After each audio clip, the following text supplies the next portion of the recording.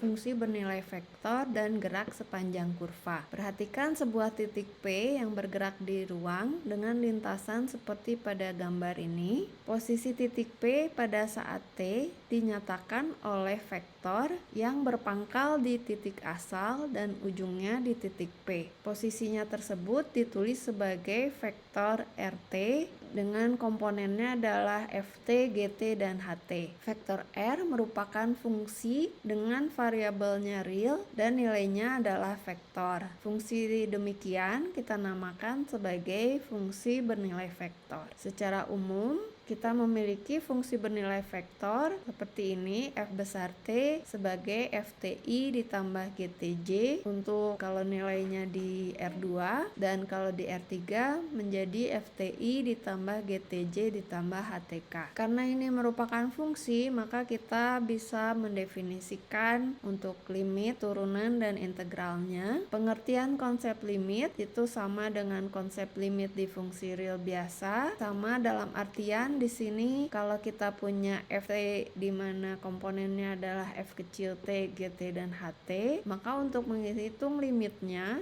itu tinggal menghitung limit masing-masing komponennya. Ini menjadi vektor limit Ft, limit Gt, limit Ht. Dan untuk turunan dan integralnya dapat kita hitung sebagai berikut. Diberikan F besar T sebagai Ft dan Gt, maka turunannya adalah vektor F aksen T, G aksen T, dan integralnya adalah integral Ft dan integral Gt. Di sini komponennya. Lalu kita juga punya sifat-sifat operasi aljabar di mana turunan dari fungsi F besar ditambah G besar itu sama dengan F aksen ditambah G aksen. Kemudian turunan dari CFT adalah C dikalikan F aksen T. Ini adalah sifat yang seperti sifat perkalian UV, tapi di sini HT adalah fungsi bernilai skalar dan FT adalah fungsi bernilai vektor. Turunannya adalah HT F aksen T ditambah H aksen T FT.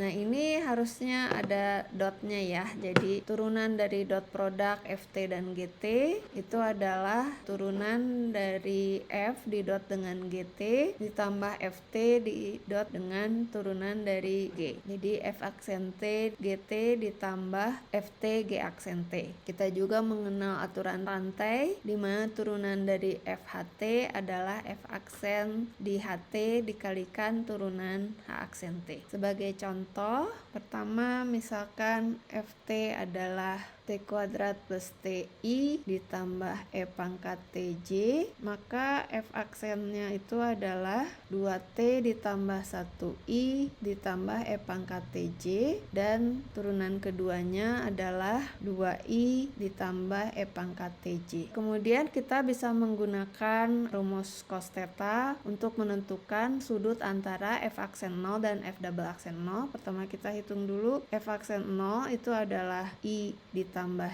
J dan F double aksen 0 adalah 2I plus J, sehingga kosinus sudutnya adalah di sini saya tuliskan sebagai 11 didot dengan 21 dibagi akar 1 plus 1 akar 2 kuadrat plus 1 jadi 3 per akar 5 ya. Ini adalah akar 10. Ini adalah sudut antara F aksen 0 dan F double aksen 0. Yang kedua, diminta menghitung turunan dari T pangkat 3 FT. Nah, ini ada dua cara. Yang pertama adalah kita hitung T pangkat 3 dikalikan FT terlebih dahulu. Berarti ini menjadi vektor T pangkat 5 tambah T pangkat 4I ditambah T pangkat 3 E pangkat TJ. Kemudian kita turunkan dan kita juga bisa menggunakan sifat nomor 3 ini. Ini jadi H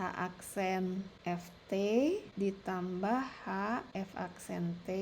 Tadi F aksennya sudah kita hitung, sehingga ini jadi 3T kuadrat dikalikan T kuadrat plus TI plus E pangkat TJ ditambah T pangkat 3 2TI tambah E pangkat TJ, dan ini hasilnya adalah 3T pangkat 4 ditambah 3T kuadrat I tambah 3T kuadrat E pangkat TJ ditambah 2 2T pangkat 4I plus T pangkat 3 E pangkat TJ. Kita sederhanakan, jadi 5T pangkat 4 tambah 3T pangkat 3I ditambah 3T kuadrat tambah T pangkat 3 E pangkat TJ. Di sini seharusnya 2T plus 1, sehingga di sini seharusnya ditambah T pangkat 3 dan di sini harusnya 4. Oke. Jadi tadi ada dua cara untuk menghitung turunan dari T pangkat 3 FT. Selanjutnya kita juga bisa menghitung integralnya. Tadi FT-nya adalah T kuadrat plus TI ditambah E pangkat TJ menjadi 2/3 T pangkat 3 plus setengah T kuadrat I plus E pangkat TJ dt. Nah ini jadi kita masukkan dari 0 sampai 1, jadi 2/3 ditambah setengah I tambah E min 1J. Ini mestinya 7/6 ya. Oke, kita lanjutkan. Nah, fungsi bernilai vektor tadi kita gunakan untuk melihat gerak di ruang. Perhatikan sebuah titik P yang bergerak di ruang dengan posisi setiap saat itu adalah RT. Jadi misalkan posisi di sini RT, kemudian setelah beberapa saat di sini adalah RT plus H. Untuk kecepatannya adalah turunan dari vektor posisi dan percepatannya adalah turunan kedua dari vektor posisi. Arah dari vektor kecepatan dapat dikaji dari definisi turunan R aksen, dan dari definisi ini kita memperoleh bahwa arah vektor V adalah sama dengan arah garis singgung terhadap RT. Nah, ini kita lihat sebagai contoh.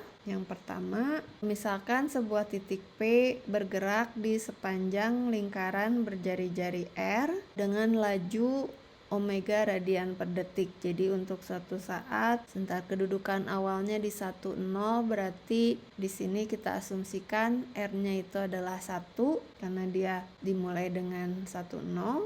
Dan untuk suatu saat dia berada di titik P, dan ingat kembali bahwa titik P itu koordinatnya adalah cos dari sudut ini dan sin sudut ini. Nah, namun dia bergerak dengan laju omega radian per detik. Artinya setelah 1 detik dia bergerak sebesar omega radian. Untuk 2 detik berarti 2 omega. Artinya setelah T detik itu omega T. Jadi setelah T detik dia menempuh sampai P ini menempuh sudut omega T. Dengan demikian vektor posisi saat T itu diberikan oleh cos omega TI ditambah sin omega TJ. Ini kalau kita asumsikan ini mulai dengan posisi R,0, berarti di sini jadi R seperti ini. Untuk R sama dengan 1 seperti di soal ini, berarti di sini R-nya tidak perlu ditulis. Nah, vektor kecepatan dan percepatannya ini tinggal kita hitung. Min omega sin omega T I ditambah omega cos omega T J. Untuk percepatannya berarti min omega kuadrat cos omega TI omega kuadrat sin omega TJ. Nanti untuk T sama dengan 0,5 tinggal dimasukkan ya. Nah, kita akan bahas nomor 2 sekarang. Sebuah titik P dengan posisinya setiap saat itu adalah 3 cos TI plus 2 sin TJ.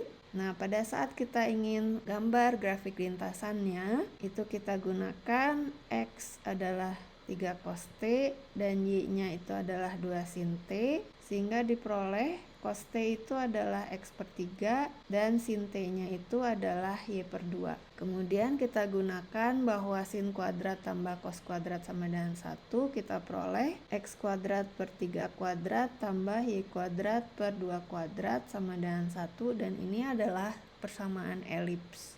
Kalau kita gambar seperti ini, sini 3 dan di sini 2, kira-kira seperti ini. Dan kemudian seperti tadi kita bisa menghitung kecepatan laju dan percepatan. Jadi untuk laju saya akan beri contoh. Tadi berarti VT-nya itu adalah min 3 sin TI plus 2 cos TJ. Berarti V aksennya adalah 3 cos TI min 2 sin TJ. Berarti untuk lajunya adalah panjang vektor V aksen T, dan ini sama dengan akar 9 cos kuadrat T tambah 4 sin kuadrat T. Dan ini menjadi suatu fungsi dalam T yang kemudian untuk menghitung kapan lajunya maksimum kita bisa gunakan menghitung turunan dari laju dan seterusnya. Demikian pembahasan untuk fungsi bernilai vektor. Kita akan lanjutkan kembali pembahasan dalam pertemuan berikutnya.